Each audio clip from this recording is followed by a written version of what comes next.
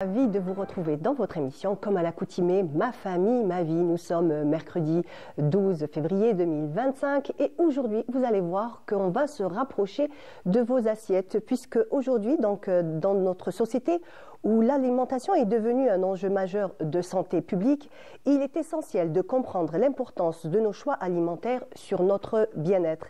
C'est pourquoi nous allons se pencher ce matin sur vos assiettes et vous verrez que le lien étroit entre bien-être et le contenu de nos assiettes est extrêmement important pour notre santé et notre bien-être. Donc, ce sera la thématique de ce matin et pour en parler, nous aurons le docteur Nabila Chergui.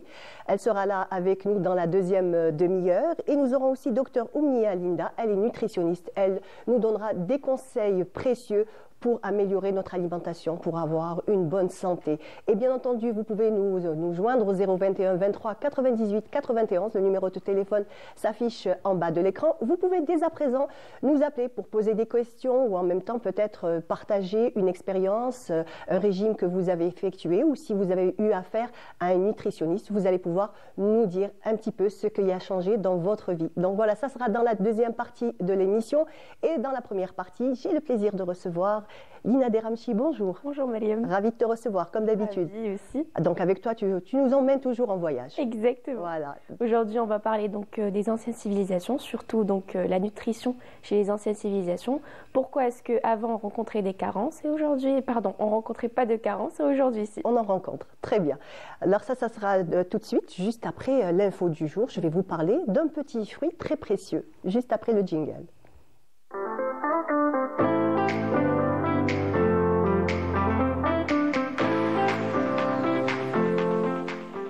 Voilà, donc aujourd'hui, j'ai décidé de vous parler d'un petit fruit très précieux que l'on retrouve pratiquement toute l'année sur nos étals et c'est la date. Oh, la date. Je pense que tu vas en parler toi aussi. Exactement. Voilà, donc connu depuis la plus haute antiquité, c'est un fruit qui est spécifique donc à notre région, au nord de l'Afrique, aussi donc du côté du Moyen-Orient.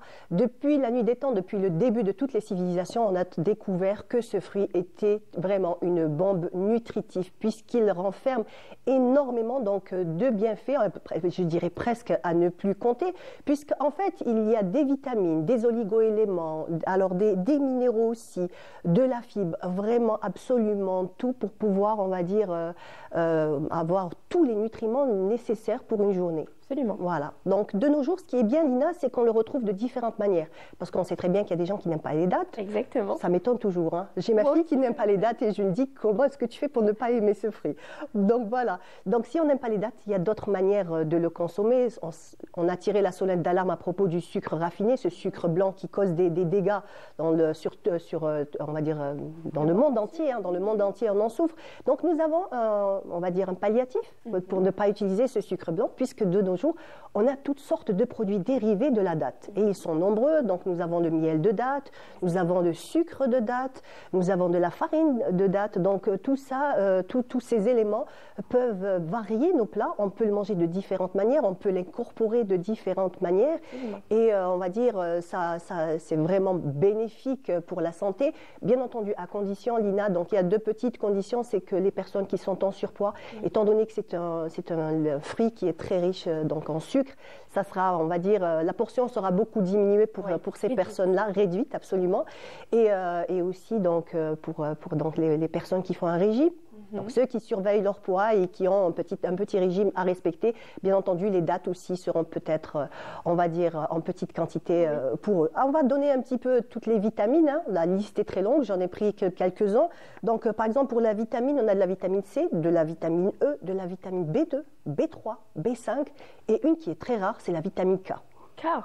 Voilà, donc c'est vraiment très peu d'aliments contiennent de la vitamine K et notre fameuse date en a. Nous avons aussi des antioxydants, donc excellents pour le corps, des fibres aussi qui va faciliter la digestion. On a aussi des minéraux très précieux puisqu'on retrouve donc du magnésium, du manganèse, du potassium, du fer. Donc pour les personnes qui ont de l'anémie, c'est excellent de prendre on va dire jusqu'à 5 dattes par jour. C'est absolument excellent. On va un petit peu parler de son histoire. Oui. Voilà, donc une petite histoire à propos du palmier dattier qui pousse, on va dire, qui s'épanouit donc dans nos palmeries. Et la petite histoire, c'est que pratiquement tous les arbres ont été importés et acclimatés.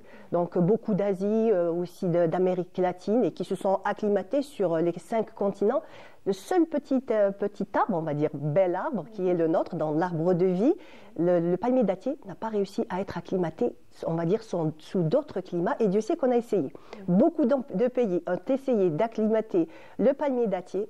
Hélas, ça n'a pas marché. Il lui faut en fait un climat très spécifique et qui est le nôtre. Donc heureusement pour nous, on a ce fruit merveilleux. Il faut savoir aussi qu'il y a eu un troc qui s'est fait pendant des centaines d'années.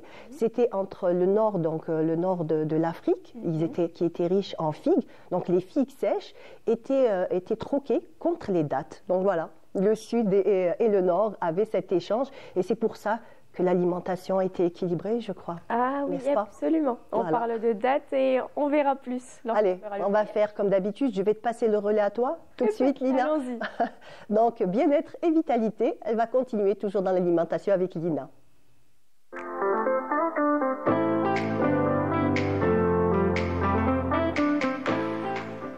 Il n'y avait pas de carence autrefois, Lina. Non, il n'y avait pas de carence. Pas de carence, il n'y avait pas de nutritionniste, tout le monde vivait bien, tout le monde vivait heureux et surtout tout le monde vivait longtemps.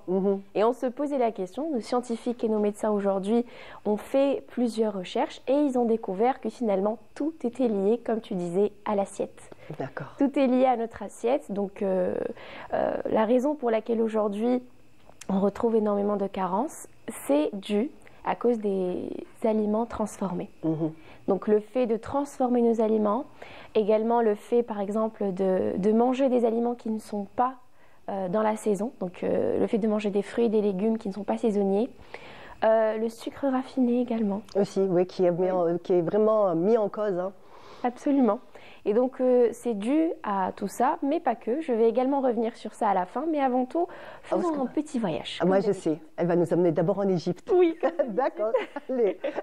Alors, en Égypte, comme à leur habitude, ils liaient leur bien-être à leur assiette. Et ils adoraient manger des aliments très variés, mais surtout, ils mangeaient énormément de céréales. Les céréales et les légumineuses. Une belle région aussi, donc avec la vallée du Nil. Exactement. Où les légumes et les fruits poussaient à profusion. Et d'ailleurs, grâce justement au Nil, ils retrouvaient plein de poissons et c'est pour ça que leur alimentation était très riche en oméga 3 et en protéines. Donc en fait, ils faisaient en sorte de manger les aliments de saison sans pour autant rentrer dans les autres aliments et ils faisaient en sorte de manger ce dont ils avaient besoin. Donc il faut savoir que ce qu'on retrouve aujourd'hui, et donc ça a été prouvé scientifiquement, c'est que nous mangeons sans avoir réellement faim. Absolument. Ce qu'on a appelé la faim émotionnelle. Donc ce n'est pas le besoin de notre corps. Parce que ce qu'on remarque, c'est que dans les anciennes civilisations, peut-être forcément par manque de moyens, mais aussi parce que c'était des habitudes. On mangeait 3 fois par jour, 3 repas par jour. Dans certaines régions.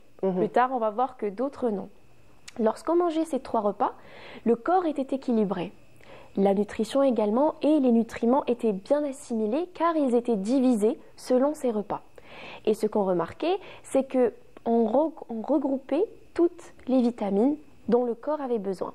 Par exemple, on retrouvait, donc, comme j'ai dit, le fer, le magnésium, l'oméga 3, mais aussi pour éviter l'anémie, pour donner plus de force au corps, ce qu'ils faisaient les pharaons, c'est qu'ils mangeaient justement les dattes. D'accord. Alors les pharaons ont gardé une très grande portion de dattes qui était réservée uniquement aux pharaons.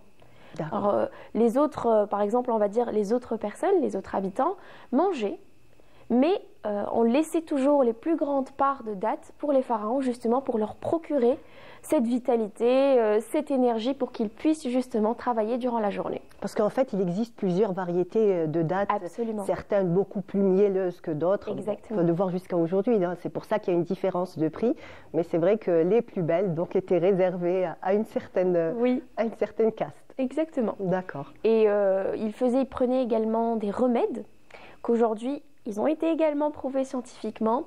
Et ils mélangeaient l'ail et l'oignon.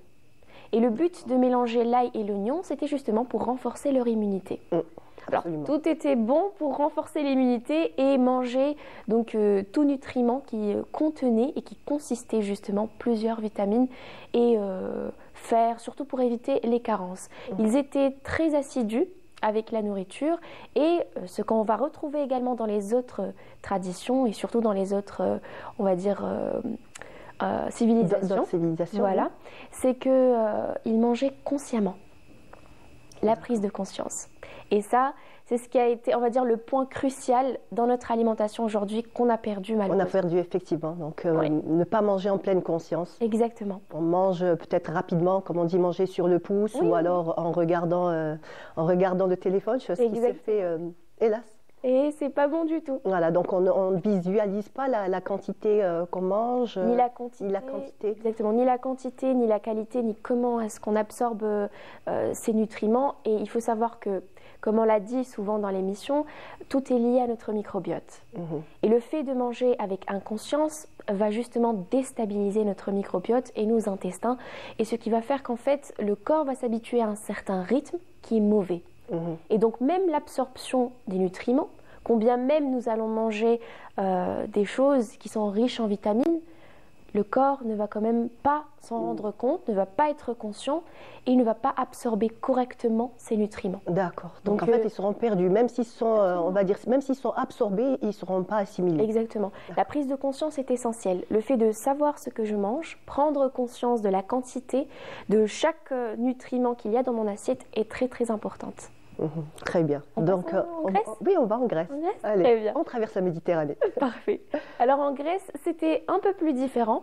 Ils travaillaient beaucoup plus, on va dire, avec les plantes. Ils aimaient énormément utiliser plusieurs plantes pour regrouper justement ces minéraux. Donc ils faisaient en sorte de manger beaucoup de fibres, beaucoup de protéines également, parce que ça avait un rapport. Et puis surtout, on retrouve à chaque fois donc, le régime méditerranéen, qui était assez complet.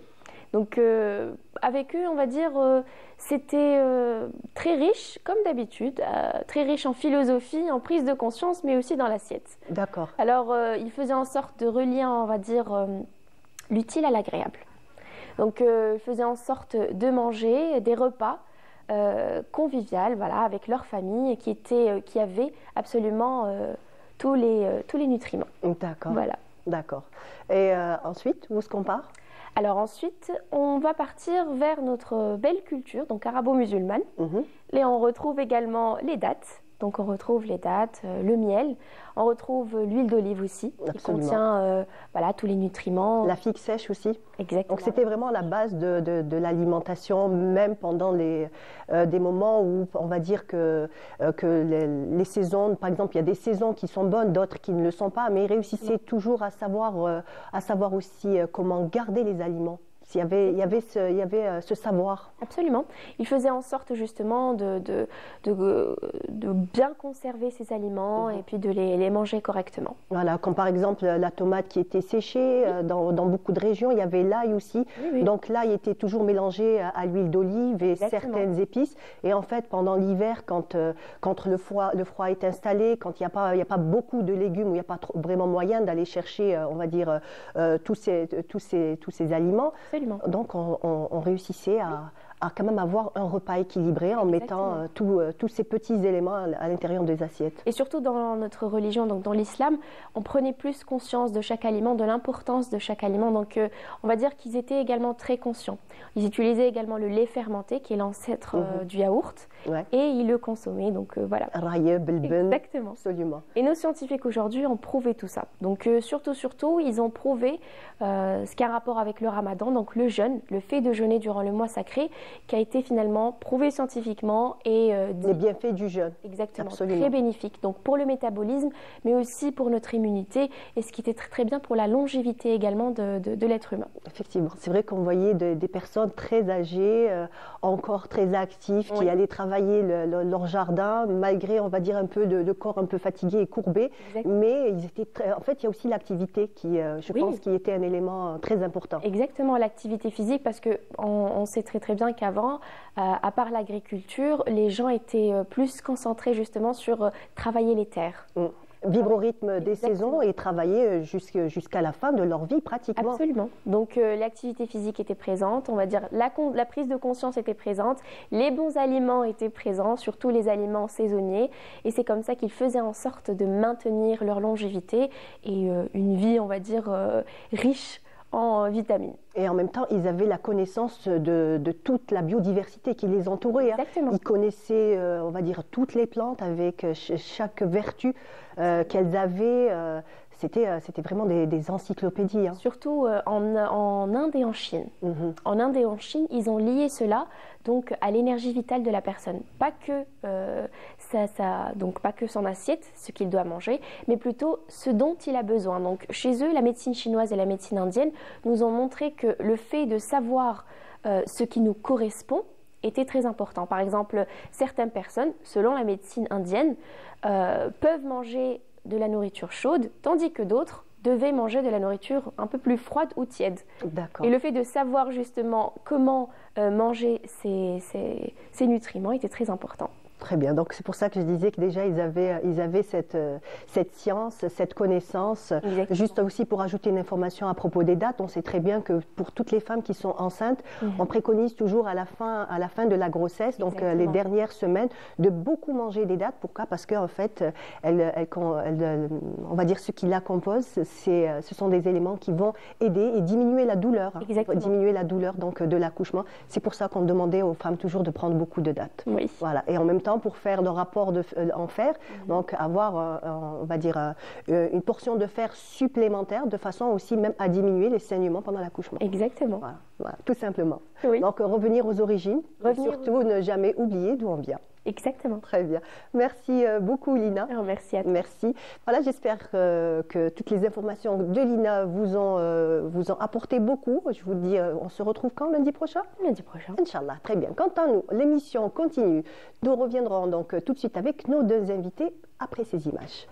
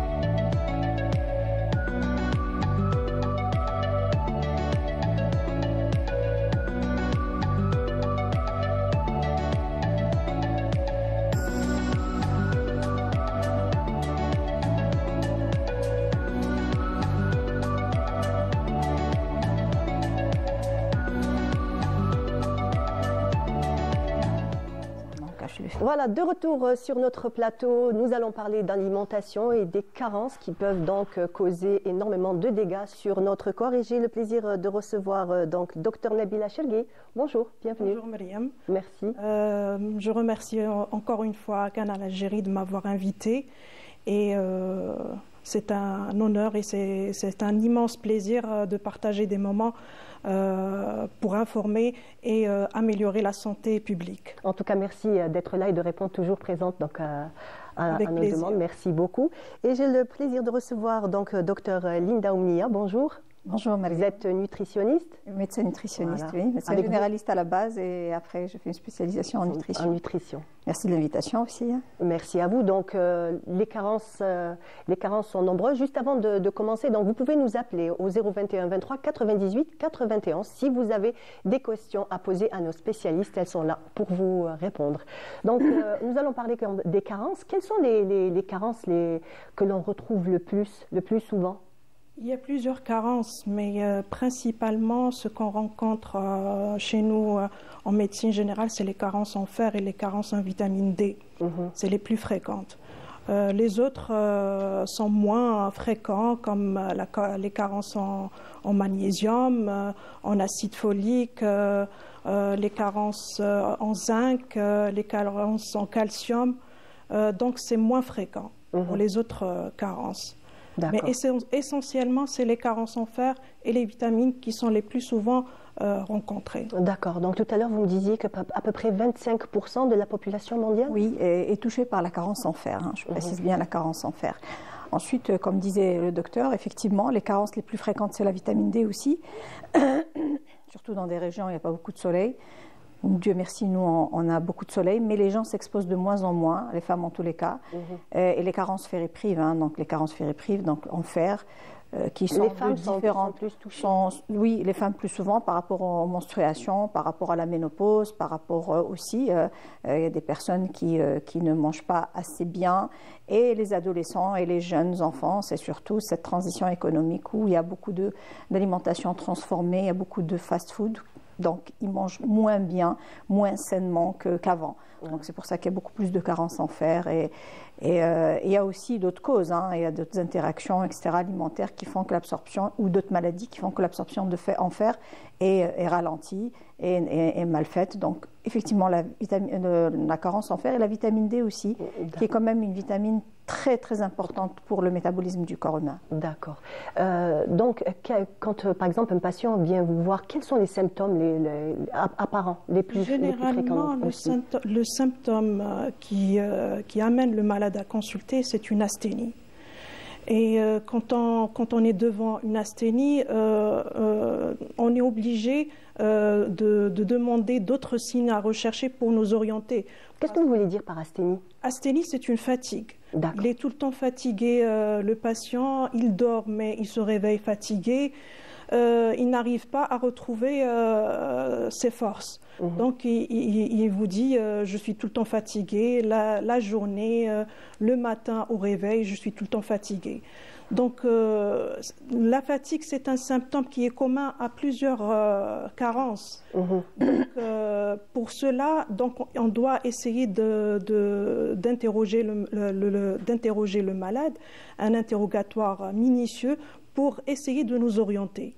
Par exemple, les carences en fer sont accompagnées par des palpitations, par une hypotension, donc aussi par des troubles des fanères, par exemple les chutes de cheveux, les troubles des ongles, donc des ongles qui sont cassants, striés, etc. Donc on suspecte, mais il faut toujours argumenter par un bilan. Donc un bilan en parlant des général. Bilans, quels sont les examens que vous demandez?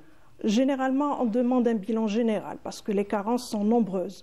Donc on demande une formule qui va rechercher une anémie. On demande un bilan hormonal, principalement le bilan thyroïdien, parce que là aussi, il peut donner de l'asthénie, etc., donc certains signes.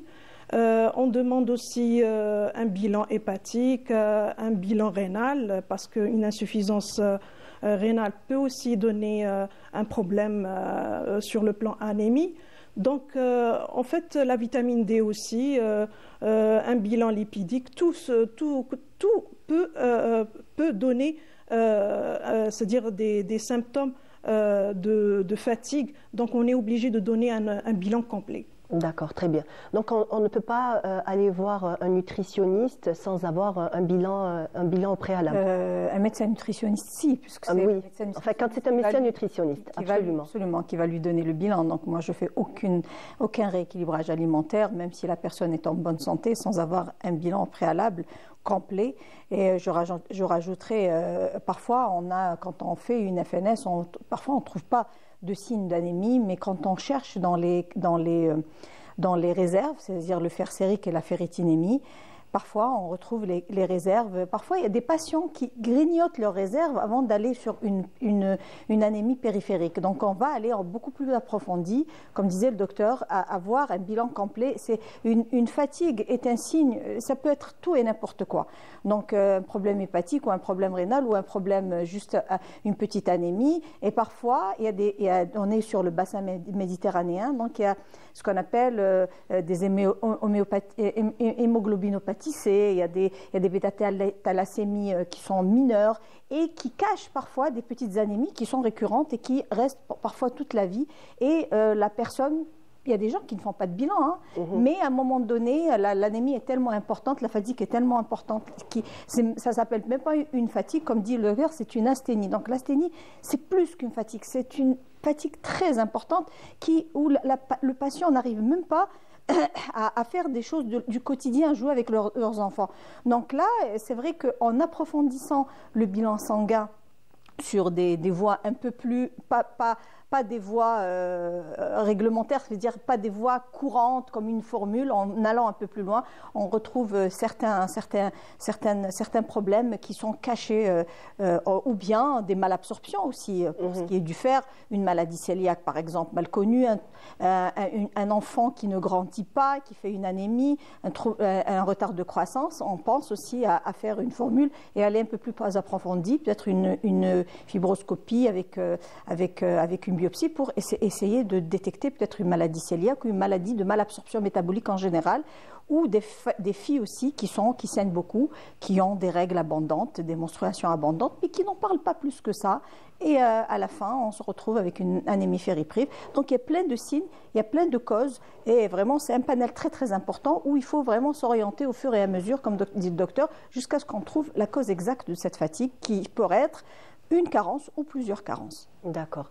Est-ce qu'il y a une tranche d'âge qui est plus susceptible à avoir des comme elle a dit notre collègue, la femme en âge de procréation. Déjà les femmes en général. En période des règles, elles perdent beaucoup de sang. Pratiquement, c'est les femmes qui sont les plus fréquemment qui ont des déficits, c'est-à-dire des anémies par carence en fer, par les pertes sanguines en période des règles. De toutes les façons, une anémie qui est argumentée sur le bilan doit toujours rechercher derrière quelle est la cause, parce qu'on ne peut pas traiter une anémie par une supplémentation sans pouvoir savoir où est le problème. Parce qu'il faut traiter la cause pour pouvoir équilibrer, bien sûr les carences en fer. Généralement, les adolescents aussi, les enfants, la croissance. Les enfants aussi en pleine croissance font, parce que les besoins sont excessifs en période de croissance, font des anémies. Et par exemple, le signe qui nous attire, par exemple les infections répétées, c'est parce que parfois c'est des anémies qui provoquent les infections répétées. Donc il faut faire toujours, je précise, il faut que l'anémie soit argumentée.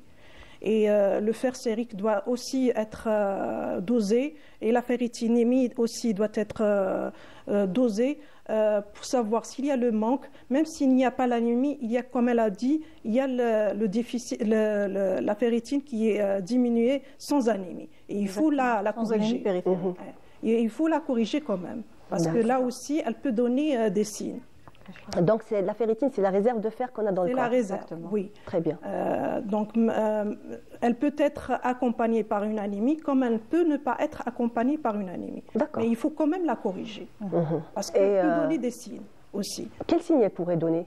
Elle donne la fatigabilité, c'est les signes qui ressemblent à l'anémie.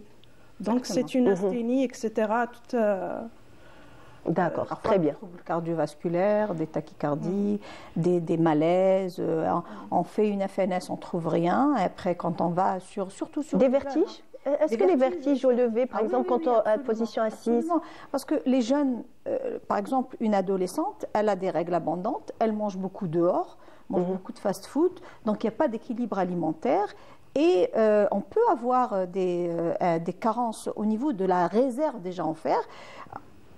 Le médecin fait que des FNS, donc que de la périphérique, donc il recherche qu'une anémie périphérique, mais au bout de la deuxième anémie, bilan où il n'y a rien, donc il faut vraiment penser à faire directement le fer sérique et la ferritinémie. On se rend compte que c'est des malaises, ou c'est des pâleurs, ou c'est des chutes de cheveux qui sont dues à une anémie des réserves, pas une anémie périphérique. Parce que si on touche aux réserves, la périphérie viendra systématiquement dans quelques temps. D'accord, très bien. Il y a parfois des anémies qui ne sont pas corrigées par la supplémentation en fer. Et là, il faut faire des investigations plus poussées. Il y a des cancers, par exemple chez l'homme, le cancer du côlon colorectal qui fait des pertes sanguines qui ne sont pas visibles et on demande de recherche de sang dans les selles. Et si on retrouve du sang dans les selles, eh ben on oriente notre patient vers un spécialiste gastrologue pour faire la coloscopie, pour rechercher un processus tumoral, surtout chez l'homme. C'est la cause la plus fréquente chez l'homme. Chez la femme, il peut y avoir des problèmes gynécologiques aussi. Ce n'est pas uniquement les pertes au moment des menstruations. Elle peut avoir un problème gynécologique tel que le fibrome, qui peut saigner, des cancers du col de l'utérus. Donc, il y a aussi, ça c'est pour les causes gynécologiques, il y a les causes gastrologiques, il y a les carences. Il y a aussi les maladies de malabsorption, comme elle a dit, pour la maladie cœliaque. Donc, il faut aussi, quand on remarque que la supplémentation ne donne pas de résultat, il faut rechercher plus loin et demander des biopsies gastriques à la recherche d'anomalies au niveau de la muqueuse. Une atrophie villositaire au niveau de la muqueuse.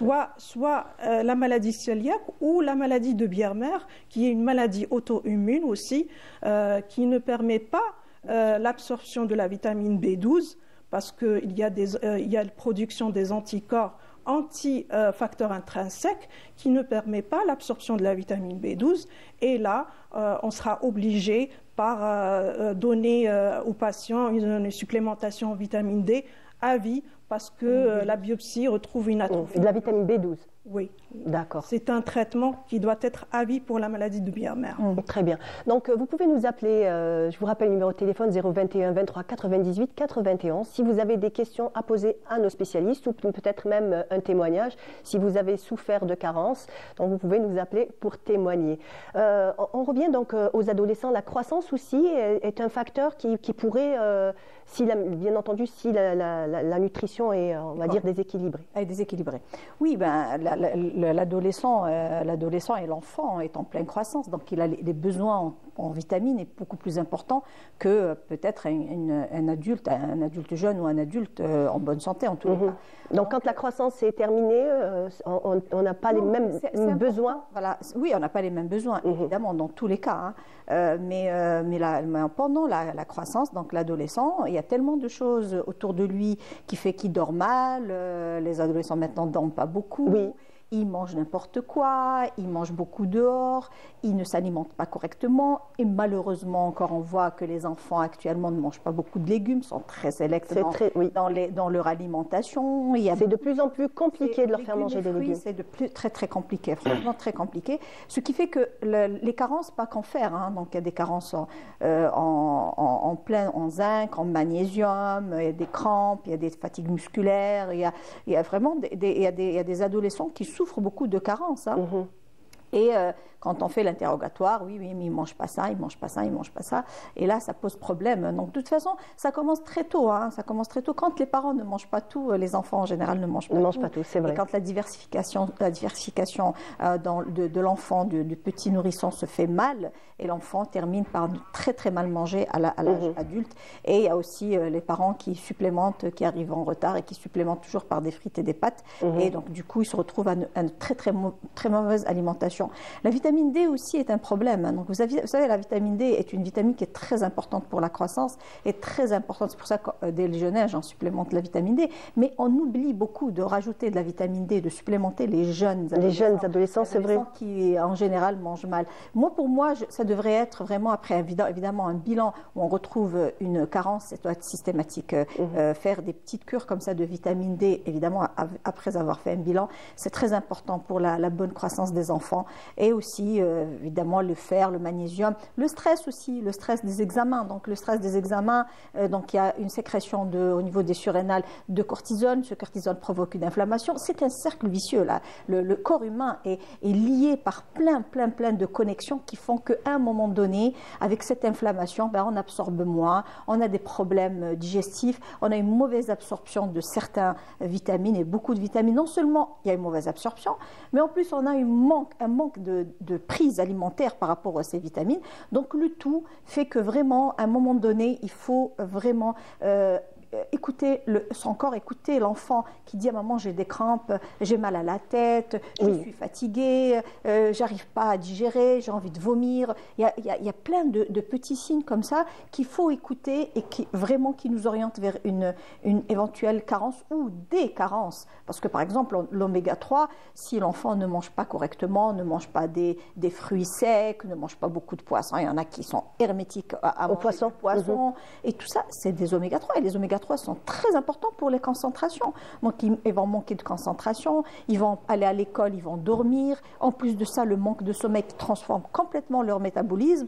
Et des fois, ils mangent le soir alors que c'est pas le moment oui. Le foie, c'est une usine. Donc, à partir de certaines heures, il est là pour détoxifier le corps. Si on lui donne à manger et il commence à travailler, donc on le désoriente complètement et on désoriente le pancréas, on désoriente complètement le métabolisme du corps. Donc, c'est important d'être structuré dans son alimentation et de manger. C'est plus facile à dire qu'à faire. C'est clair. Et on essaye. Voilà. Donc, quels sont à peu près les signes, par exemple, sur manque de magnésium? Quels signes? Des crampes musculaires, une fatigue aussi, un manque de concentration, des enfants qui se fatiguent, une anxiété, une névrosité, parfois des débuts de dépression. Le magnésium est très important. Encore faut-il choisir le bon magnésium. D'accord, des fois, on achète du magnésium à tort et à travers. Justement, alors il faut vraiment choisir. On reviendra sur ça. Oui. Puisqu'elle a parlé chez l'enfant, en pleine croissance pour les carences en vitamine D. Je précise et j'informe nos citoyens que notre pays a mis un programme de lutte contre les carences en vitamine D et maintenant la vaccination elle est accompagnée de supplémentation systématique en vitamine D. Depuis très longtemps d'ailleurs. Non, parce qu'on a changé le programme. C'était prévu. Moi je suis sur l'ancien programme, j'avais fait de la PLI. Nous avons un nouveau programme. Il est supplémenté à l'âge de 1 mois, ensuite à l'âge de 6 mois, ensuite 12 mois, 18 mois, ensuite 24 mois. Et il sera encore supplémenté chaque année jusqu'à 18 ans. Jusqu'à 18 ans. D'accord, c'est nouveau. Par contre, effectivement. C'est le nouveau programme pour lutter contre les carences en vitamine D. Parce que c'est des carences qui sont fréquentes, très fréquentes. D'accord. Et bien sûr, parce que la vitamine D, comme vous le savez, c'est une hormone, c'est pas uniquement une vitamine, et qui contribue à plusieurs systèmes, phénomènes physiologiques.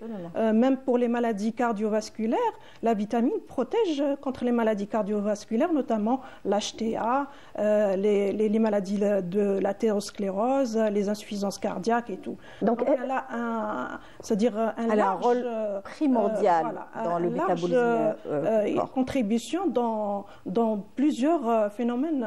Donc on peut se rapprocher des centres de santé, par exemple les jeunes enfants. Chaque enfant a son carnet de vaccination qu'on doit donc vacciner et supplémenter en vitamine D. D'accord, jusqu'à l'âge de 18 ans. Donc chaque année, on va dire chaque année. c'est une supplémentation en vitamine D. Et je précise, c'est 100 000 unités. C'est ça. Très bien. Voilà.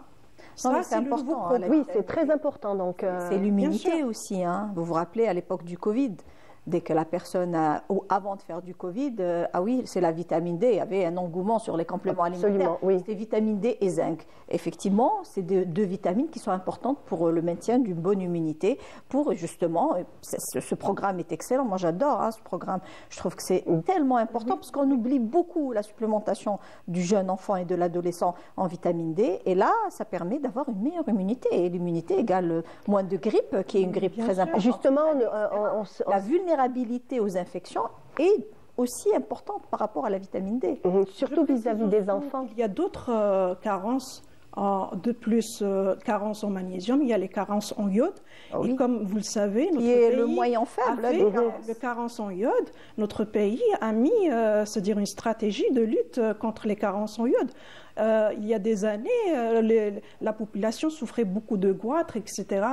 Il y a eu des campagnes de sensibilisation. Même les nouveau-nés souffraient c'est-à-dire de l'hypothyroïdie qui donne un retard mental qui c'est parfois irréversible. Il faut supplémenter en iode. Et heureusement, notre pays a fait une stratégie pour lutter contre les carences en iode. Ça fait des années. Et maintenant, on n'en voit plus les goitres. Oui, on en voit de moins en moins. C'est l'enrichissement du sel avec l'iode qui prévoit les carences en iode. Alhamdoulilah, on n'en voit plus les goitres comme on le voyait il y a des années. Ah oui, trop goitres. Oui. On les voyait autrefois, les personnes âgées. Voilà. Même pour les nouveau-nés, c'était des nouveau-nés avec des hypothyroïdies qui donnent un retard mental parfois irréversible. Donc il faut agir rapidement. Voilà. Vraiment prendre conscience de la dangerosité. Si on ne prend pas en charge rapidement, l'enfant c'est foutu. Il sera toute sa vie un retardé mental. Il y a aussi les femmes enceintes aussi maintenant. Justement, les femmes enceintes sont prédisposées à faire des carences en fer parce que les besoins nutritionnels sont augmentés par rapport à sa grossesse, parce que ces éléments vont être utilisés par le fœtus et ses besoins elles-mêmes. Donc les besoins sont accrus pendant la grossesse. Donc maintenant, ce qu'on fait, c'est la supplémentation préventive en fer. Et c'est systématique Oui, c'est systématique. En fer et en acide folique. En acide folique. Mais avant. Oui, un mois avant la conception et pendant le premier trimestre pour l'acide folique. Oui. Donc, c'est la supplémentation en acide folique, justement pour prévenir les troubles neurologiques chez le fœtus. Parce que les carences en acide folique va faire des malformations neuronales. Parce qu'au moment du premier trimestre, c'est là où se forme, il y a la formation du tube neuronal et tout le système neurologique qui a besoin de l'acide folique pour la bonne formation. Donc, en supplémentant en acide folique, justement pour éviter les malformations neurologiques. D'accord. Donc, les suppléments alimentaires. Les compléments alimentaires. Les compléments alimentaires. Ça s'appelle complément, justement. C'est pour ça que complément alimentaire, pour moi, ce n'est pas systématique. Il faut d'abord commencer par une bonne alimentation équilibrée, mais quand il le faut, il le faut. Donc, je ne suis pas contre les compléments alimentaires, bien au contraire. Mais avant d'aller aux compléments alimentaires, ce serait bien de savoir manger, d'avoir un bon rééquilibrage alimentaire avec tous les éléments essentiels pour une bonne alimentation. Et à partir de là, s'il y a une carence évidemment établie, à ce moment-là, on donne des compléments alimentaires, mais des compléments alimentaires adaptés à chaque patient. On ne va pas s'amuser à « Ah oui, je suis fatiguée, tout de suite, je vais aller chez le pharmacien, je prends un complément alimentaire. » Justement, c'était ça que je voulais qu'on mette un petit peu en exergue. Donc, un petit peu cette automédication, je ne sais pas si on peut l'employer en ce qui concerne ces suppléments. Il faut gérer ça de manière assez... On va chez le pharmacien. Non, je déconseille de s'automédiquer parce que une supplémentation doit être avant tout documentée par le bilan sanguin. Donc, il ne faut pas abuser. Parce qu'on peut aller vers la toxicité, c'est mauvais. Et en même temps, passer à côté de peut-être une maladie très, très grave. Bien sûr, bien sûr. Et comme on a parlé de plusieurs carences, j'aimerais parler aussi des carences en oméga 3. Là aussi, c'est un problème parce que là aussi, on aura des patients qui sont mal concentrés, qui sont irritables, qui peuvent passer jusqu'à la dépression. Et là, il faut là aussi la détecter pour pouvoir combler le déficit en oméga 3. Et là, on ne dose pas l'oméga 3, mais on essaye de faire un diagnostic de présomption aux dépens des signes. Est-ce qu'il y a des signes qui accompagnent donc, la carence en oméga 3 ? Des signes qui accompagnent? Non, des signes, plutôt des signes visibles, des signes qui va nous mettre, on va dire... Des problèmes cognitifs, hein. Donc, beaucoup de problèmes cognitifs, de déconcentration, voilà, des troubles. Donc c'est pas physiologique. Si quand même, quand on fait un interrogatoire et qu'on voit que, par exemple, la patiente ne mange pas grand-chose en poisson, parce que bon, les oméga 3, c'est justement où est-ce qu'on retrouve? C'est les poissons, les gros poissons, et en particulier la sardine. Hein. Donc c'est le poisson le moins cher sur le marché et le plus riche en oméga 3 et en qualité d'oméga 3, surtout les petites sardines qui ont des arêtes très fines qu'on peut croquer dans la bouche. Absolument. Et c'est les moins chers, il faut le dire. Exactement. C'est franchement, c'est moins cher que de la viande, c'est moins cher que du poulet, et c'est c'est une source d'oméga 3. Vraiment, ce serait formidable que les patients ou que les personnes mangent au moins une fois par semaine de la sardine. Et les signes avant-coureurs de manque d'oméga 3, c'est les signes, tout ce qui est signes cognitifs, manque de concentration, perte de mémoire, des signes qui sont plus ou moins subjectifs, mais un médecin peut s'orienter vers une carence, ou bien quand on a tous ces signes et qu'on ne trouve rien de particulier, on peut, en tant que médecin, prescrire des oméga 3. Et surtout, quand on fait un interrogatoire et qu'on voit que le patient ne mange pas de poisson et ne mange pas beaucoup de fruits secs et tout, c'est peut-être prudent de prescrire un peu d'oméga 3 pendant une petite cure de 1 mois. Ça peut l'aider éventuellement. Et là, on peut faire un diagnostic. Si tout ça disparaît et il se sent bien, c'est ça le diagnostic. Comme disait le docteur, on ne peut pas doser l'oméga 3. Donc, ce serait intéressant de vraiment cibler en fonction des signes cliniques et peut-être un test thérapeutique en lui donnant un peu d'oméga 3 pendant 1 mois si le patient dit qu'il ne mange pas beaucoup de poissons ni de fruits secs. D'accord. On peut aussi parler de déficit en vitamine A. Oui. Alors les déficits en vitamine A sont aussi dangereuses, surtout chez l'enfant. Parce que si l'enfant fait une rougeole, donc il va faire une opacification de la rétine et il va faire la cécité. Donc c'est irréversible. Heureusement bien que maintenant nous avons la vaccination contre la rougeole, donc qui peut éviter Et pourtant c'est une vitamine qu'on peut retrouver on va dire plus facilement que par exemple pour les oméga 3. Les enfants n'aiment pas ce genre de légumes, exactement, etc. Exactement. Voilà, tout donc ce qui est un peu rouge coloré, jaune, orange, carotte, potiron, poivron rouge, généralement les fruits, abricots. Non, c'est une vitamine qui est quand même assez fréquente, mais comme disait, ça peut arriver, c'est très rare, alhamdoulilah, mais c'est une carence. Exactement, avec la vaccination. Avec la vaccination anti-rougeole, maintenant on n'en voit plus, alhamdoulilah. Exactement. Mais avant on en voyait beaucoup. C'est vrai, c'est vrai. Bon, il y a le zinc aussi, hein, il y a des carences en zinc. Oui, justement, en parlant du zinc. Encore une fois, le zinc pendant le Covid, pour l'immunité. Oui, c'est intéressant. Et pas n'importe quel zinc aussi. Il y a aussi plusieurs formes de zinc qu'il faut choisir. La biodisponibilité et une bonne alimentation, évidemment. Comme on disait par rapport à la vitamine B12, je passe le zinc. Bon, il y a les troubles du fanère, une peau sèche, beaucoup sur les fanères, le zinc. Hein. Les cheveux cassants, les cheveux qui tombent. Mais pour revenir à la vitamine B12 qui est très très importante, la maladie de Birmer, mais il y a aussi des patients, mais j'irai sur un autre chapitre, c'est les patients qui est de plus en plus à la mode, qui font des chirurgies bariatriques, donc la sleeve, et qui enlèvent les 2/3 de leur estomac pour maigrir. Oui. Et là, les carences sont extrêmement importantes. dans toutes les gastrectomies, c'est dans toutes les vitamines. Hein. C'est des carences en oméga 3, c'est des carences en fer, surtout des carences en vitamine D, des carences en vitamine B12. Et ça aussi, c'est une partie de la population qu'il faut vraiment, il faut vraiment en parler à un moment donné, parce que de plus en plus de jeunes vont aller à la gastrectomie, à la sleeve, pour perdre du poids. Et comme vous disiez aussi, il y a des gens qui ont des régimes un peu particuliers. Voilà, justement en parlant de ça, donc certains... Avant de passer à autre chose, j'aimerais parler de l'anémie inflammatoire. Alors l'anémie inflammatoire, ce n'est pas une supplémentation. Il faut rechercher les infections chroniques. Alors les infections chroniques comme la tuberculose, les maladies auto-immunes et certaines maladies inflammatoires comme le lupus, polyarthrite rhumatoïde. Là, toutes ces maladies-là peuvent donner une anémie inflammatoire. Et ce n'est pas une anémie fériprive. Donc il faut régler... Ça, c'est vraiment, on est dans la pathologie. Il faut régler d'abord les inflammations, les maladies inflammatoires, les maladies auto-immunes et puis les infections chroniques comme la tuberculose, comme l'abcès du poumon et beaucoup d'autres maladies chroniques. Ça, c'est pas une carence d'apport. Là, c'est pas une carence, c'est secondaire à une maladie. Donc il faut faire la part des choses. C'est pour ça que je dis bien. Justement.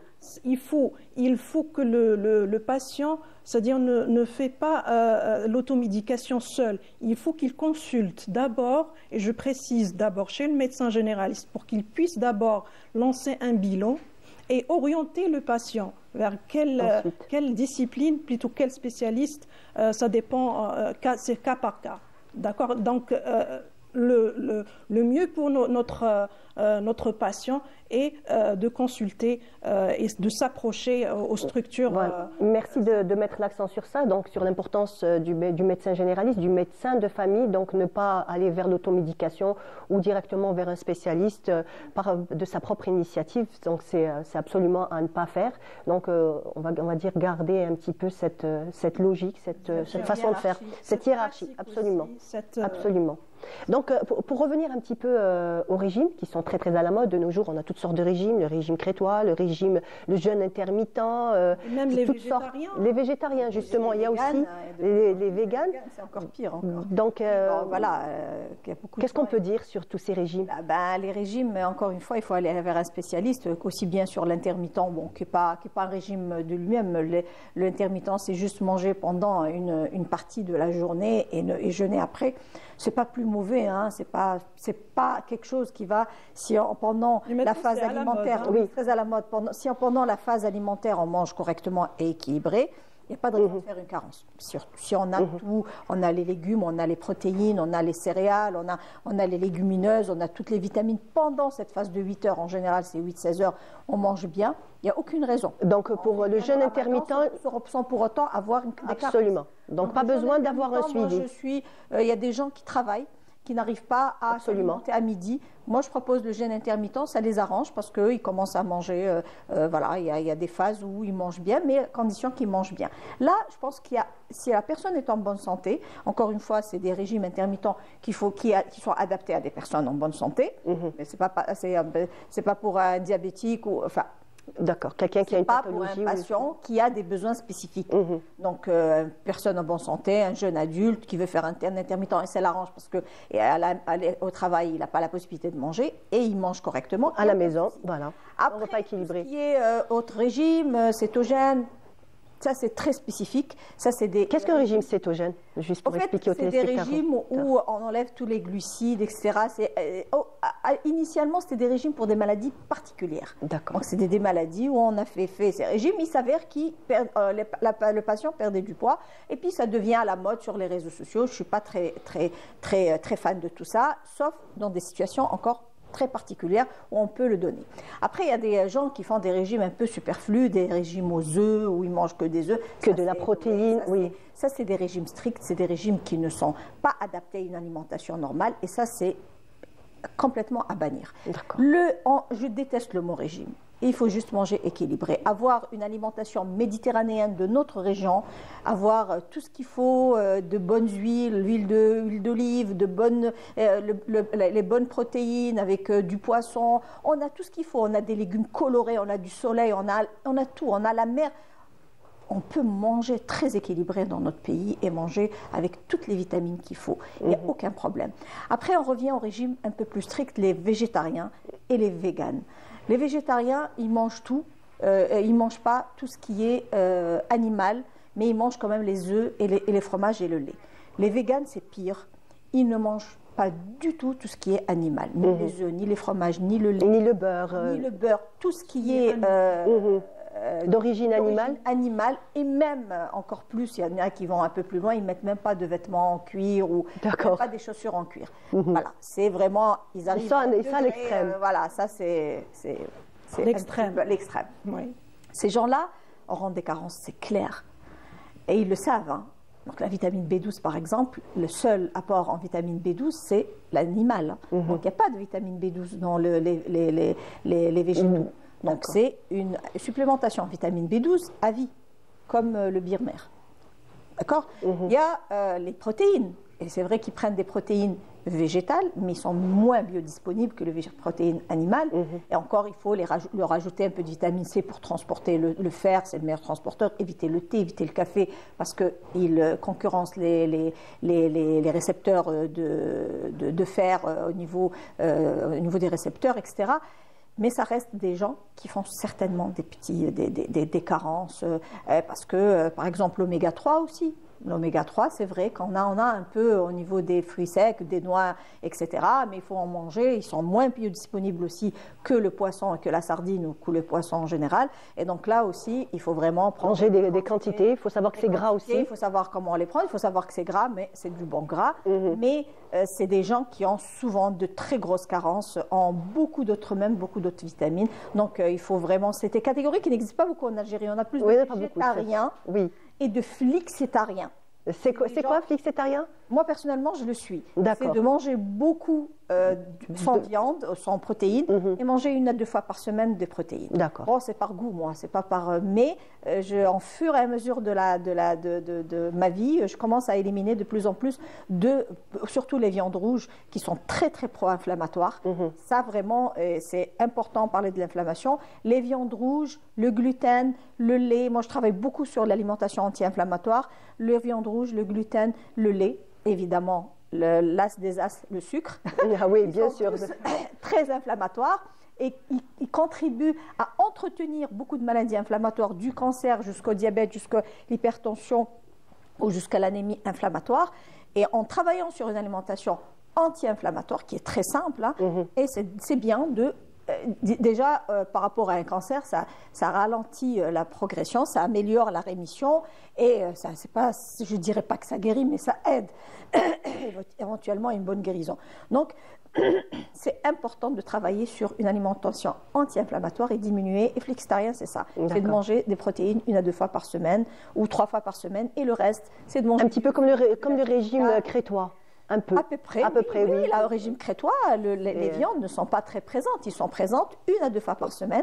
Même pendant le ramadan, les gens s'affalent beaucoup sur les protéines. C'est bien d'avoir, je suis très gentille, une fois par semaine, manger sans protéines. Très bien. C'est pas plus mal. Très bien. Merci. Donc, on va juste, pour finir, puisqu'on arrive à la fin de l'émission, donc rappeler l'importance de l'avis du médecin généraliste. C'est normal. Bien sûr, chaque patient qui ressent certains symptômes qui ne sont pas normaux, il faut s'approcher aux structures sanitaires ou son médecin de famille, bien sûr pour exposer son problème, et le médecin fera le nécessaire pour pouvoir détecter l'anomalie et pouvoir l'orienter, bien sûr. Et je voudrais parler justement c'est pas les végétariens, je dirais ceux qui font des régimes.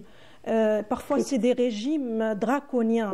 Beaucoup de gens, parce que j'en rencontre qui font de la musculation, et ils prennent un régime vraiment strict, vraiment, et qui arrivent chez nous avec fatigabilité, plein de symptômes, et c'est des symptômes de carence. C'est ça, parce qu'ils sont orientés justement par des coachs sportifs qui ne connaissent pas beaucoup l'alimentation. D'où l'importance de... N'importe quel régime, et généralement c'est un régime draconien qu'il ne faut pas... D'où l'importance de... régime strict. Voilà, absolument pas. Donc éviter les régimes stricts, toujours voir son médecin. Ça ne sert à rien de toute façon. Absolument. Pour éviter les carences, il faut une alimentation alimentation, comme on dit toujours, saine, équilibrée. Il faut une activité physique pour améliorer le stress, pour la bonne hygiène de vie. Très bien. Et c'est toujours les mêmes conseils qu'on donne pour toutes les catégories. Et bien s'hydrater. Merci beaucoup. Merci, c'était passionnant. On arrive à la fin de notre émission. Je vous dis merci de nous avoir suivis. Restez toujours sur le programme de